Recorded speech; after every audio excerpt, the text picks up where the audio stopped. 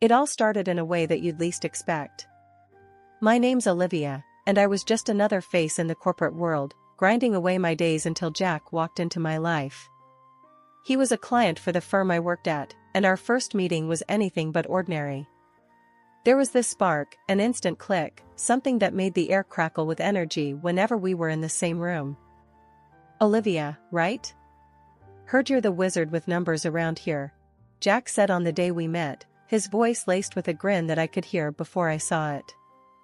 "Wizard might be stretching it, but I know my way around them," I replied, trying to keep my composure. Who was this guy, coming in and throwing words like wizard around? Our conversations quickly moved from strictly business to personal interests, dreams, and eventually, our views on life. It was like finding a piece of myself that I didn't know was missing. Jack was charming, not just in a smooth talker kind of way, but genuinely caring. He listened, really listened, and that was rare. We started seeing each other outside of work, and each date felt like we were peeling back layers, revealing more and more of ourselves.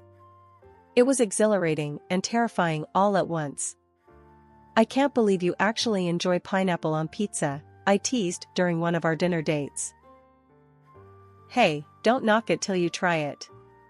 It's the perfect combo of sweet and savory," Jack defended, his eyes lighting up with the kind of passion people reserve for sports teams or favorite bands. "That sounds like something only a madman would say," I shot back, laughter bubbling up from the pit of my stomach. Jack's laugh joined mine, filling the space around us with warmth. Those moments felt like we were in our little world, far away from the prying eyes and expectations of reality. 6 months flew by in a blur of shared smiles, whispered secrets, and dreams laid bare. Then, almost impulsively, Jack proposed. It was messy, unplanned, and in the middle of our favorite dive bar. No grand gestures or hidden photographers, just raw emotion. "Olivia, I know this isn't fancy.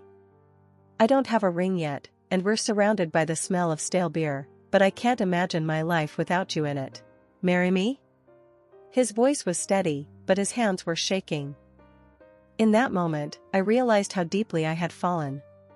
"Yes, but if we're doing this, we're doing it our way. No fuss, just us." Our marriage was quick, just like our decision. We didn't need a big wedding. All that mattered was the promise we made to each other. We moved into Jack's place, a cozy little house that suddenly felt like home because we were together. Life with Jack was like living in a bubble, perfect and undisturbed, until Linda, his mom, decided it was her mission to burst it. Living next door, she had this uncanny timing of showing up right when we least expected or wanted her to. One lazy Sunday afternoon, as Jack and I were lounging on the couch, there was a knock on the door. Before we could even pretend we weren't home, Linda barged in like a hurricane on a mission. "Olivia, darling, how are you?"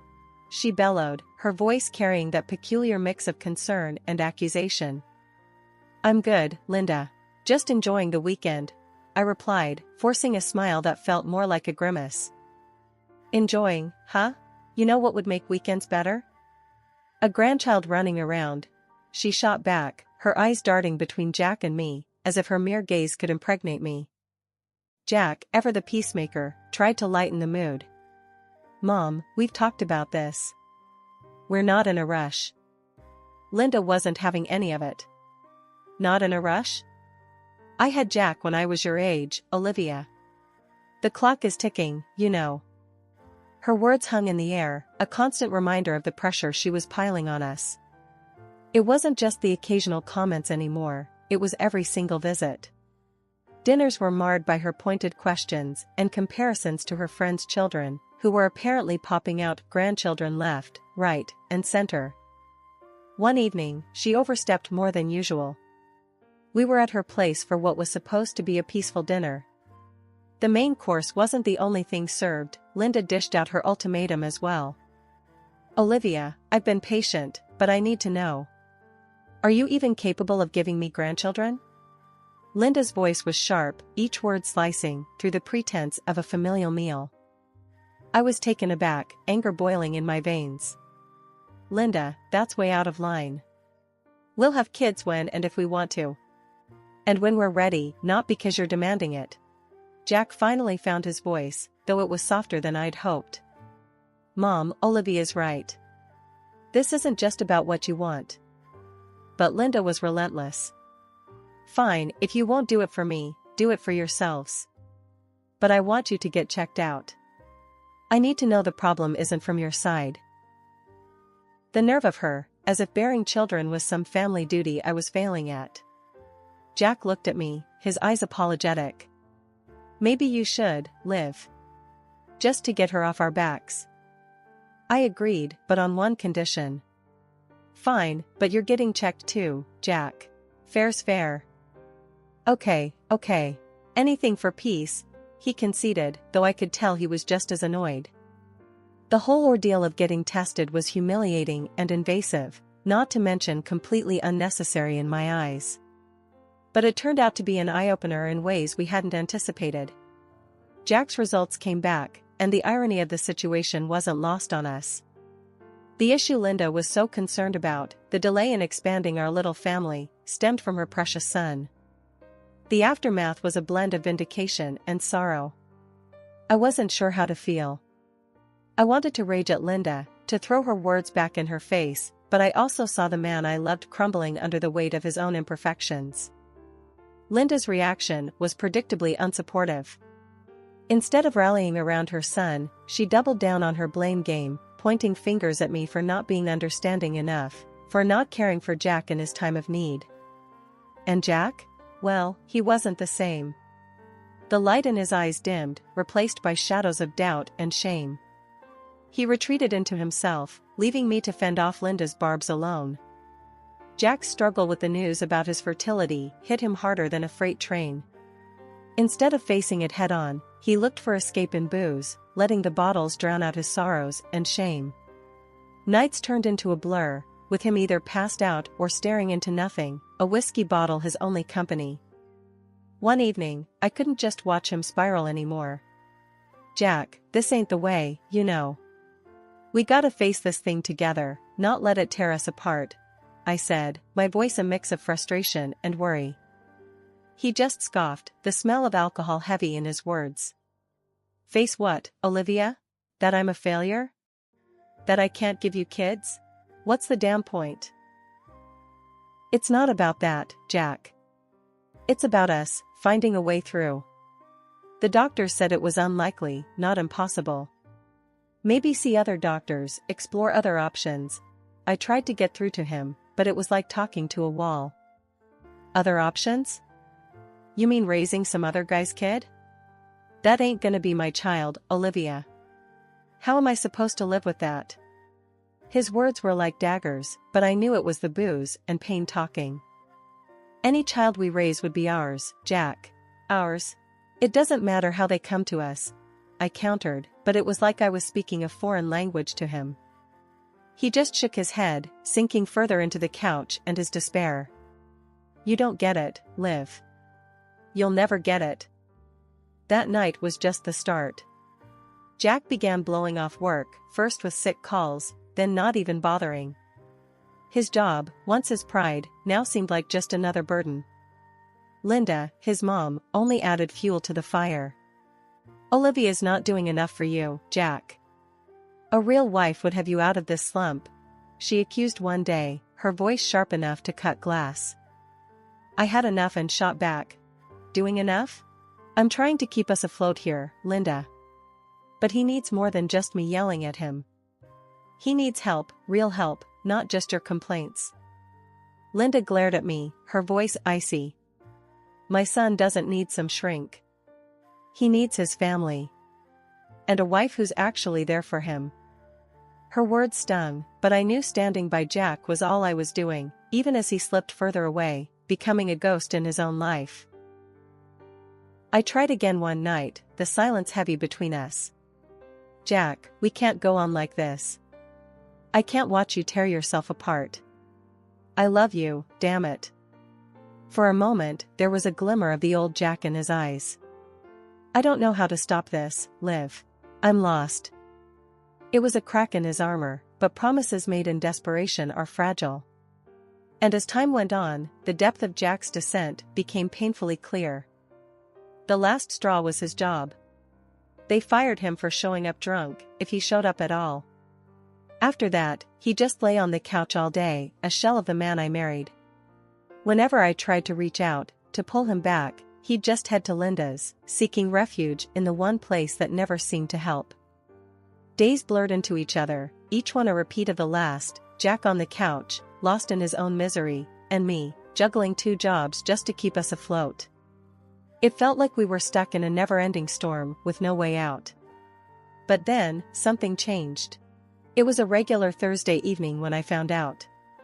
I'd been feeling off for a while, sick in the mornings, and just not myself. On a whim, I picked up a pregnancy test. I remember standing in our cramped bathroom, waiting for the result, my heart hammering in my chest. When the positive sign showed up, I couldn't believe it. I was pregnant. I remember the moment I decided to tell Jack. He was on the couch, staring off into nothing, a half-empty bottle of beer in his hand. My heart was hammering in my chest, but I had this crazy hope that maybe, just maybe, this news would snap him out of whatever hole he'd fallen into. "Jack, I have something to tell you." I'm pregnant," I said, the words feeling both heavy and light at the same time. Jack's reaction was nothing like I'd hoped. He looked at me like I'd slapped him. "Pregnant? How the hell is that possible? You know what the doctor said about me." I tried to keep my voice steady, to explain the situation calmly. "Jack, the doctor said it was unlikely, not impossible. This baby is ours." But Jack wasn't having any of it. He got up, his anger palpable.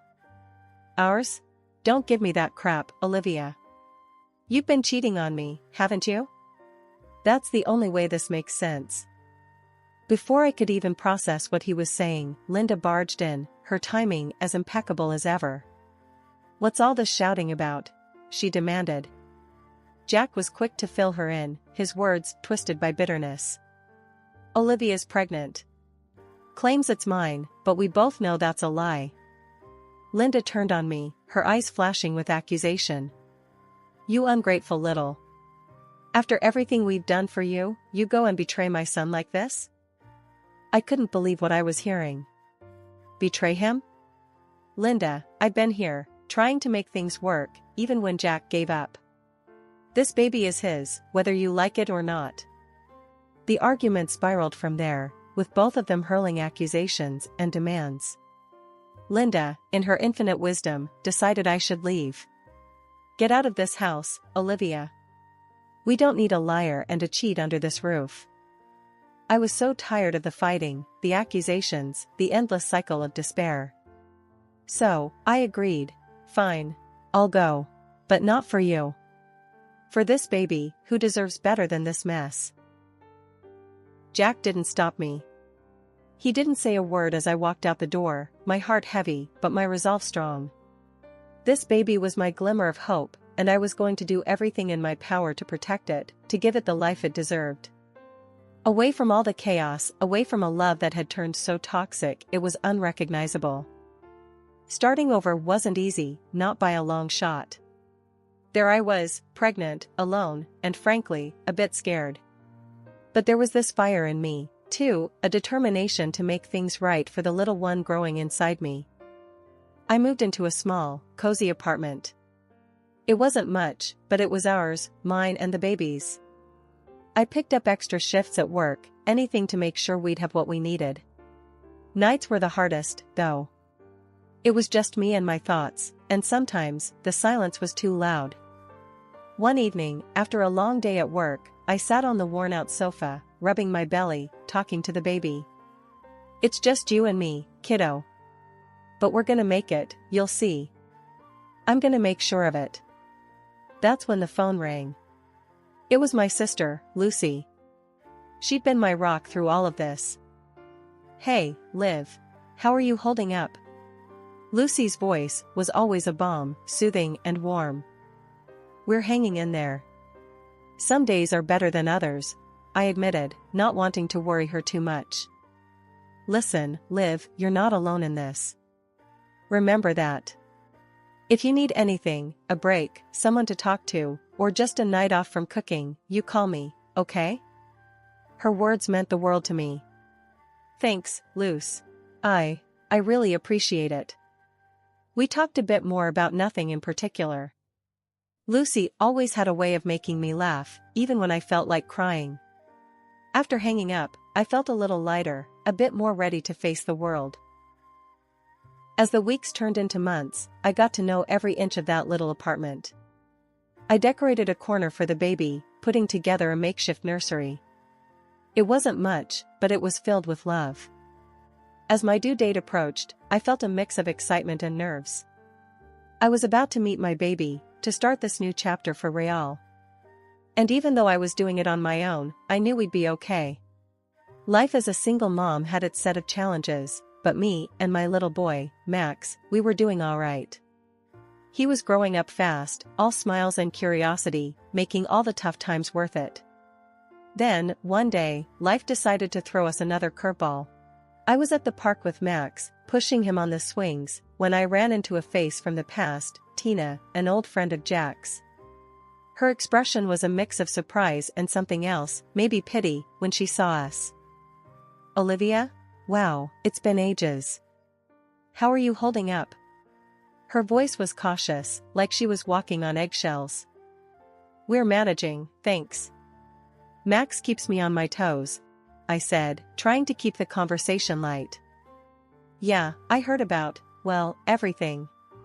I'm sorry, Olivia. For what it's worth, Jack's been going through a rough patch, too.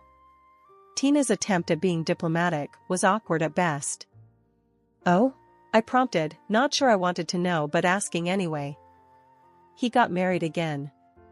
Had another kid, but things didn't go well. There were problems with the baby. He was born, not quite healthy. And then Jack got into trouble for not paying support. It's a mess. Tina's words tumbled out in a rush. Hearing about Jack's troubles stirred up a storm of emotions in me. Part of me felt vindicated, seeing him face consequences for once. But there was no joy in it, especially hearing about another child caught in the middle of his mess.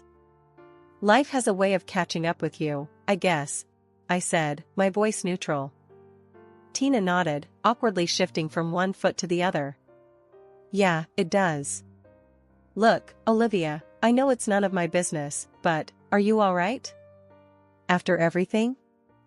I looked at Max, who was laughing, urging me to push him higher on the swings. We're more than all right, Tina. We've moved on. And we're happy, really happy. That night, as I tucked Max into bed, I thought about Jack and his other child. My heart ached for that little one, caught in a situation they didn't choose. I whispered a silent prayer for them, hoping they'd find some peace amidst the chaos. Life with Max was a whirlwind of school runs, soccer games, and endless questions. He was my little man, growing up too fast, and I was doing my best to keep up.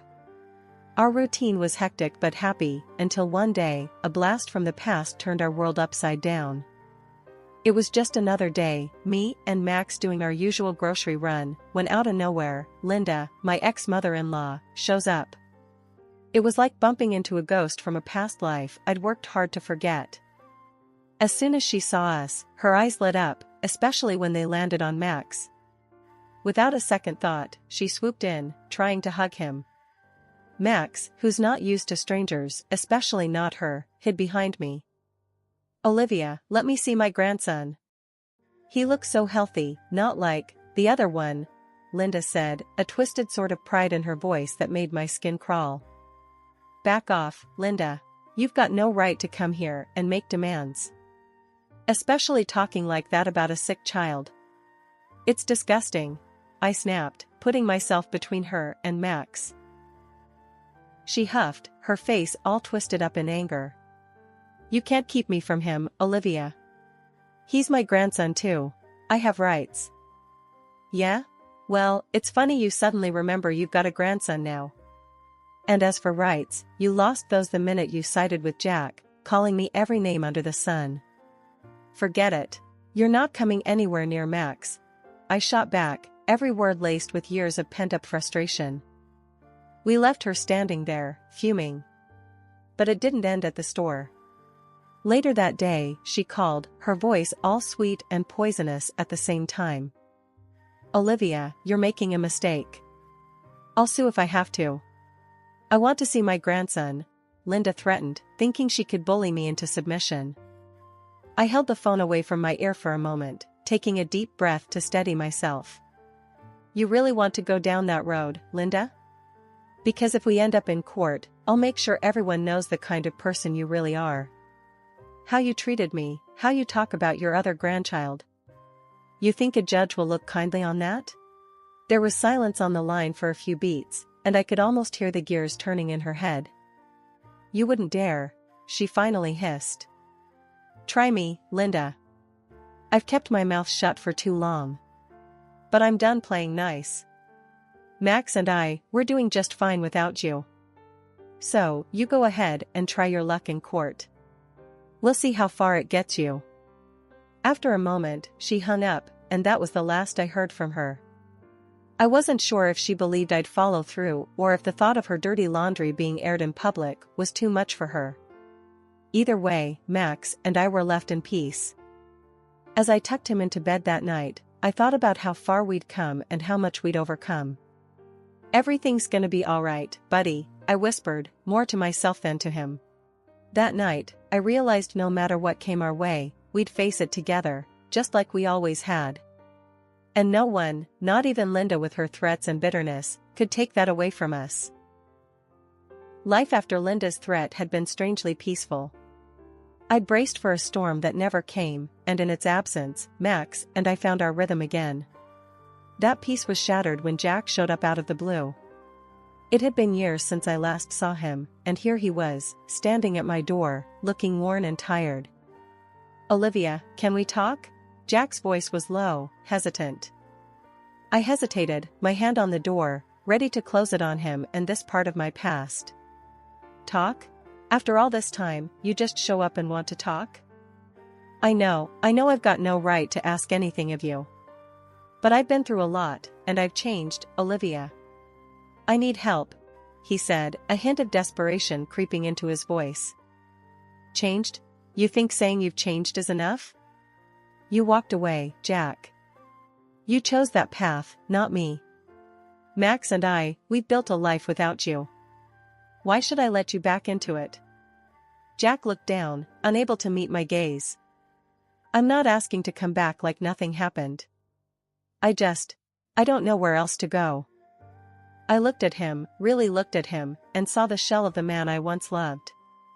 It would have been easy to feel pity, to open the door and let him back in. But life had taught me better. "Jack, you need to understand something. It's not just about me anymore. There's Max to think about. And I won't let anyone hurt him or disrupt the life we have. You say you've changed, but I can't just take your word for it. You need to prove it, not for me, but for yourself." Jack nodded, a semblance of understanding dawning in his eyes. "I get it, Olivia. I really do. I'll try to do better. That's all anyone can ask, Jack. But for now, you need to leave. Max and I have a life, a good one. And I'm not ready to risk that." He took a step back, finally lifting his eyes to meet mine. "I understand. Take care of Max, Olivia. He deserves the best." "I will, Jack.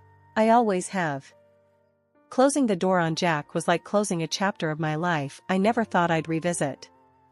It was hard, but in that moment, I knew I'd made the right decision. Later, as I watched Max play in the backyard, the late afternoon sun casting long shadows over the lawn, I realized how far we'd come. We'd faced down ghosts from our past and stood our ground, stronger and more united than ever. "Mom, look," Max called, waving at me from his makeshift fort. I smiled, walking over to him. "What is it, buddy?" "Just wanted to show you the fort. It's our castle," he said, his eyes shining with pride. "Our castle, huh? I like the sound of that. It's our little kingdom, and we protect it together," I said, ruffling his hair. "Yeah, together. Max agreed, a big grin on his face. As the sun set, painting the sky in hues of orange and pink, I knew that no matter what the future held, we'd face it head-on, as a team. Our little family of two was a force to be reckoned with, built on love, resilience, and a firm stand against the challenges life threw our way. And that was all we needed. All right, everyone's presentations are done. Nick, the manager, said as he tried to move the discussion forward. Excuse me, I haven't. I recently found out something. Nick interrupted me and began to speak. There's apparently someone in this department who didn't graduate high school and is just a part-timer. Meetings should be for employees only. Absolutely right. His lackey, Mike, of course, agreed with Nick. I'm leaving. After leaving the meeting room, I started to shut down my computer. I noticed that an email had arrived, not in my personal inbox, but in the company's shared email. Thinking, there's no point in speaking up, no one will listen, I went home quietly. The next day, I heard a commotion from Nick's desk. He was staring at his computer screen, his face pale. Nick? Is something wrong? Mike looked at the screen with him. And he turned even paler than Nick. Why is he so angry? Knowing the reason for Mike's distress, I thought to myself, serves them right. My name is Adam. My mother passed away when I was in the 9th grade, and I was raised by my father. Well, you could hardly call it being raised. After my mother passed, my father changed. He drowned his sorrows in alcohol, and though he still went to work, he squandered our living expenses on horse racing. Because of that, I had to start working part-time as soon as I entered high school. Every month, I went to the convenience store with bills in hand that couldn't be auto-deducted from my father's account. Even though I endured it because I didn't want to be alone, I reached my limit in my second year of high school and dropped out. I found a live-in job at a distant inn. Thank you for everything. The day I left home, my father, still staring at the TV, spoke. Take care. That was our last conversation. Back then, 18 wasn't the age of majority, so I needed my father's permission to work, and I couldn't hide my place of employment. Yet, my father never visited me even once. I kept working just to survive, and before I knew it, I was 42. Years of hard work paid off, and I was transferred to the headquarters. I was thrilled to be recognized by the company, as I thought I'd be working in the field until retirement due to my lack of formal education. Listen up. Our work can change the future of our employees. Don't drag us down. On my first day after the transfer, Nick, dressed in an expensive suit, spoke sternly. There was a reason for this. Our inn was located in a prominent tourist destination, known so well that everyone in the state could sing its commercial jingle. At its peak, we had 5 locations within the state. But that was long ago. Due to financial difficulties and aging facilities, only the place where I had worked for many years and the original establishment remained. I was prepared to lose my job anytime, but now there was a glimmer of hope. With the rise of social media, the tourist area where the inn was located started gaining attention again. Depending on how hard the sales department, where I was transferred, worked. We could either thrive or be forced to give up this prime location to the new hotel chains continuously popping up. For Nick, who had switched careers from another industry to strengthen our sales, this was a battle he couldn't afford to lose. I understood why he had to be strict. I will do my best. Nick sneered at my enthusiastic declaration. Did you not hear what I said? I'm sorry. I thought I was listening carefully. Out of habit from years of customer service, I apologized reflexively, though I had no idea what had offended him. Someone was watching me with a smirk. In this department, there are those who are expected to excel and those who have been shoved here because they have nowhere else to go. You are the latter. It was Mike, the section chief. He's 7 years younger, at 35. But he was called to headquarters much earlier than I was and had been moving around within the headquarters ever since. I'm not jealous, but I can't accept that he's my boss. Graduating from a prestigious university, he has an unusually high pride and caused many problems as a newbie, making things very difficult for me when I was the front desk leader. When I found out Mike was transferred to the sales department a month before me, I was disheartened. Mike is right. With just a middle school diploma, there's not much you can do. Don't even think about achieving results. As if I didn't exist, Nick remarked, "I'm thirsty." Mike eagerly ran to the coffee maker. It seems Mike is Nick's lackey. I regretted being happy about my transfer to headquarters, wishing I had stayed on site forever. Send a direct mail to every company on this list by the end of the day. Nick only assigned me tasks that even a new graduate could handle. What? There are over 1,000 companies. You want me to send to all of them by today? Yes, if you and your fellow misfits split the work, even those with nowhere else to go should finish by today. I glanced at the employees typing away expressionlessly.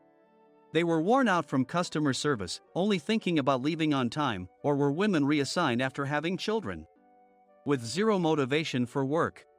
Even Sam, a new graduate from the same university as Mike, who was supposed to be among the expected achievers, had no enthusiasm for the job. Having joined the company wanting to do customer service. I don't care what they say, I plan to quit anytime, he said. Only Nick and Mike were highly motivated, making all the decisions between the two of them. I originally only wanted to work at the inn to survive and had no particular attachment to this job. I swallowed my words, thinking I had no right to reprimand them. About a month after the transfer, Nick told us with a frustrated look. To commemorate the 50th anniversary, we've decided to create a plan exclusive for one group per day. Originally, Mike and I were supposed to come up with it, but our president, Mr. Thompson, insists on hearing everyone's opinions. So, you all get a chance. As Nick explained, Mike began handing out prints.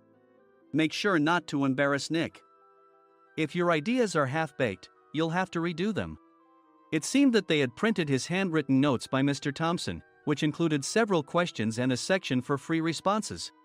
It made sense why Nick had to seek our input, given that all responses had to be submitted to Mr. Thompson. We were given a week to think about it, and a meeting was scheduled to compile our ideas. My plan is to let guests enjoy both the old and modern America. Nick began the presentations. Guests would watch a master confectioner at a nearby traditional sweet shop make sweets in front of them. The welcome drink would be premium tea in a bottle. Nick's plan was certainly attractive. After his presentation, Nick called on us to present in the order we were seated. Just as I stood up for my turn. All right, everyone's presentations are done. Excuse me, I haven't. I recently found out something. Nick interrupted me. There's someone in this department who didn't graduate high school and is just a part-timer. He was likely talking about me. I joined the company as a part-timer and was made a full-time employee when I turned 20. That was 20 years ago, so Nick and Mike probably had no chance to know until recently. Meetings should be for employees only. Absolutely right. After that, Nick kept creating opportunities to solicit everyone's opinions, purposefully excluding me from speaking. The meeting unexpectedly heated up and went past the scheduled end time. A few people asked to leave, and the discussion continued with the remaining few. Still here? Normally, you'd leave in that situation. Though I had no attachment to the job initially, hearing kind words from customers made me want to make them happier. For someone like me, with nowhere to go, the inn was my home and customer service was my life. I felt pathetic about my current self. I'm leaving. I left the conference room and started shutting down my computer. I noticed an email had arrived, not in my personal inbox, but in the company's shared email. Thinking no one would listen to what I had to say anyway, I quietly went home. The next day, while preparing the DM as instructed, I heard a commotion from Nick's desk. In his haste to stand up, he hit his knee on the desk. He stared at his computer screen, his face pale. Nick! What's wrong? Mike, thinking he should be the first to rush over, approached Nick while still wearing his coat. He peered at the screen with Nick. And he turned even paler than Nick. Why is he so angry? Who is responsible for this company? Nick, more irritated than ever, asked, and Mike answered without checking. Probably Sam. Sam wasn't there because he was attending a morning training session for new hires. Nick gave up on getting angry and returned his gaze to the screen. They were looking at an email that arrived right after the end of the working day yesterday. Apparently, no one, including me, had checked it before leaving. The email was from a large company that used us for their annual employee trips. The president and executives of that company also frequently used our services personally. president of the company, Mr. Mason himself had declared that neither he nor his company would ever use our services again. Well, some companies cancel their employee trips or stop using our services due to financial struggles. Let's just move on. Mike kept wiping the sweat from his forehead with a handkerchief. Knowing why Mike was so agitated, I quietly watched their interaction. Do you know how much revenue we get from that company? We can find other guests to fill the rooms, but we'll lose the banquet costs, gift shop revenue, rental car fees, and more. Moreover, the gifts were supposed to be prepared by the traditional confectionery shop involved in Nick's proposed plan. If it's known that we incurred such a huge loss at this critical time, Nick's position in the company would be jeopardized. Nick took a deep breath, seemingly trying to calm himself. All right, Mike. Go to New York right now and apologize to Mr. Mason. What? You're coming with me, right? I have urgent work to do. I trust you, which is why I'm entrusting this to you. Please. Mike, believing Nick's sincerity, agreed with a determined look on his face, saying, yes. That's Nick for you. Even if Mike went to apologize, Nick would shift all the blame onto him if the client didn't change their mind. Well, it was Mike's fault to begin with, so it served him right. About 3 hours later, Sam answered a call from somewhere and repeatedly apologized, saying, I'm very sorry. Everyone watched to see what was happening. After ending the call, he informed Nick with a weary tone. When Mike arrived at the client's company, he only made things worse, further infuriating Mr. Mason. He was demanding, get his boss here immediately. It was no wonder Sam was exhausted, dealing with such a call right after returning from training. What is that idiot doing? All right, Adam, you're coming with me. If sacrificing Mike didn't work, then I must be next. Normally, I'd want to refuse at all costs, but I saw an opportunity in this situation. If I can be of assistance, I'd be happy to join you.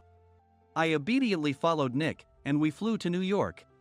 When we introduced ourselves at the reception, it became clear how serious the situation was, as the receptionist personally escorted us to the president's office. Angry voices leaked through the door, making both Nick and me uneasy. Excuse me. I'm Nick, the supervisor. I understand my subordinate has caused you trouble, and I deeply apologize. Nick, with his experience in the corporate world, knew enough to offer an apology before excuses. However, his customer service skills left much to be desired. I sighed as I saw Mike trembling like a small dog in the corner of the room. What kind of training are you giving your subordinates? Mr. Mason glared at Nick with a red face. The intensity of his gaze made even Nick take a step back. Regrettably, I joined this company only 2 years ago and was unaware of Mike's issues. I should have identified his shortcomings sooner. Indeed. I should have realized sooner. No sensible person would come to apologize and then give a lengthy presentation on the drawbacks of not using their inn. Nick froze, his mouth slightly open. Suspecting the worst, I picked up the documents that had fallen to the floor.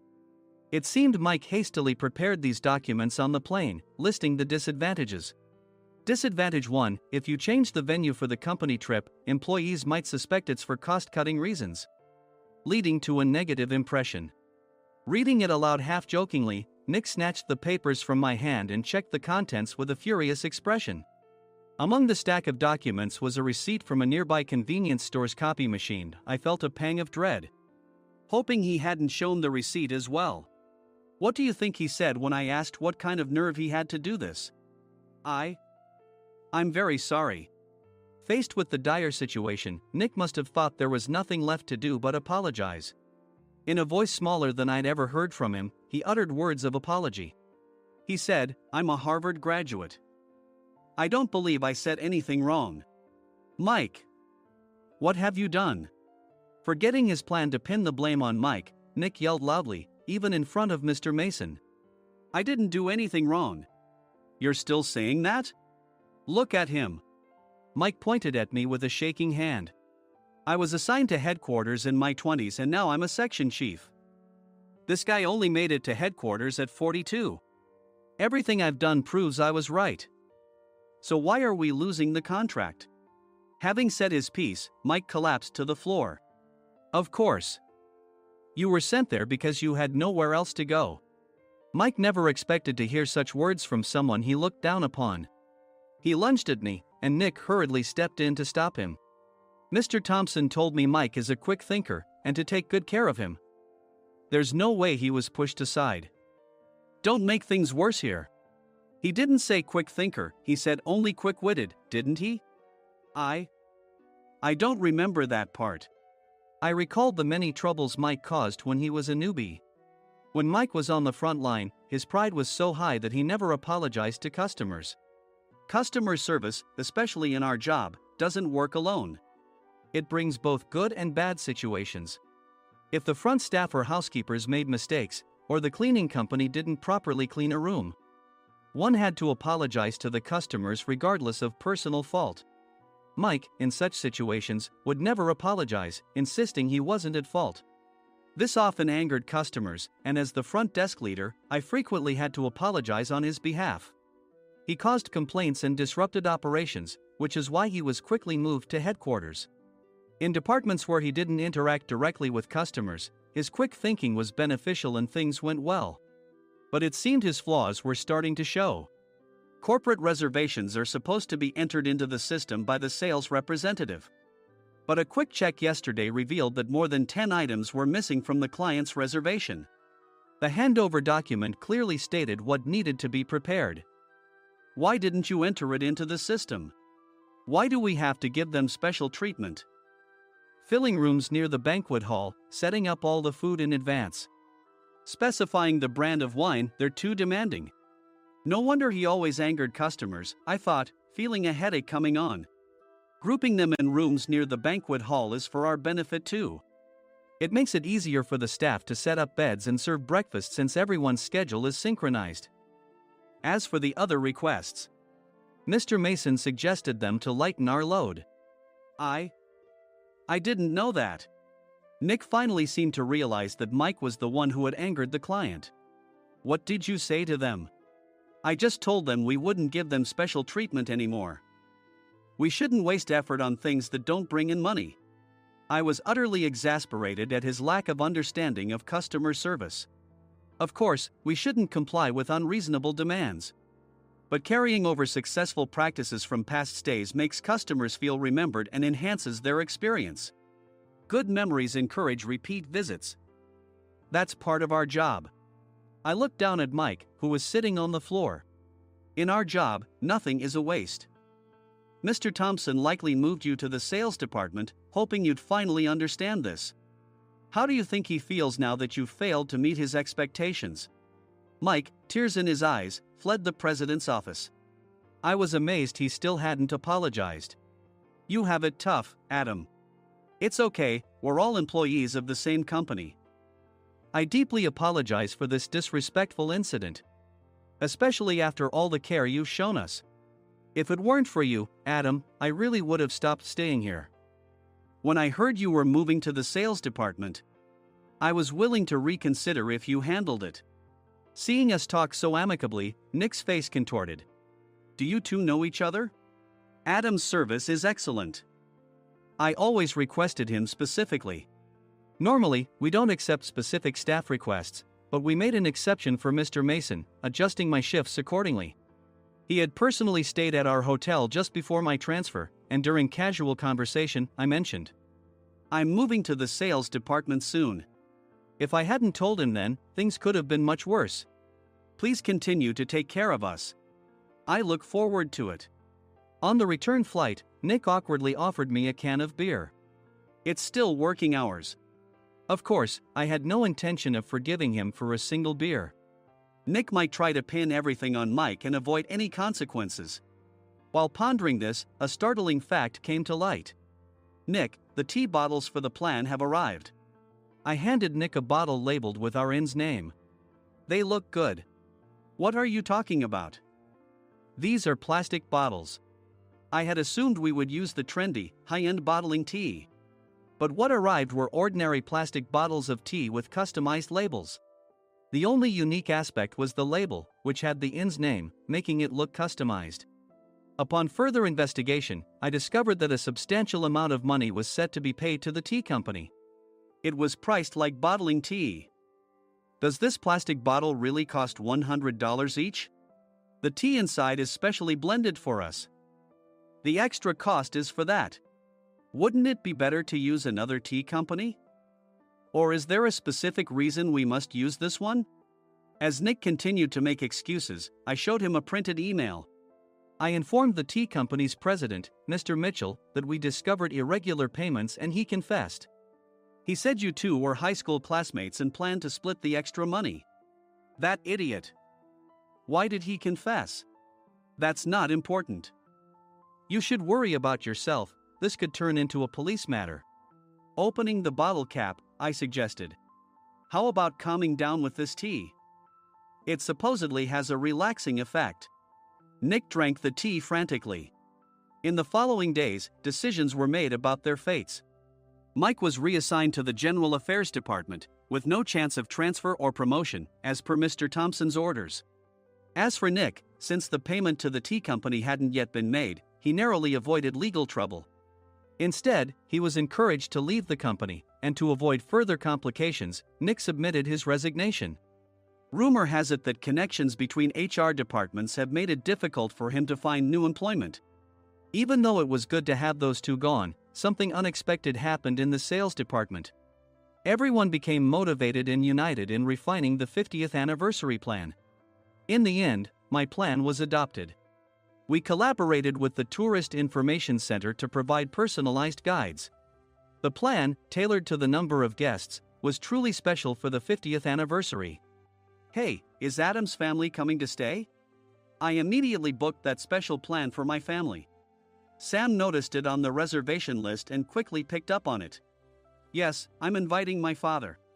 That's great. I might invite my parents too. I lacked the courage to face my father just as Adam. But here, with the confidence Mr. Mason praised, I felt ready. The 50th anniversary plan was a perfect opportunity to reconnect with my father. I hoped to bring back the days when we could laugh together as we once did.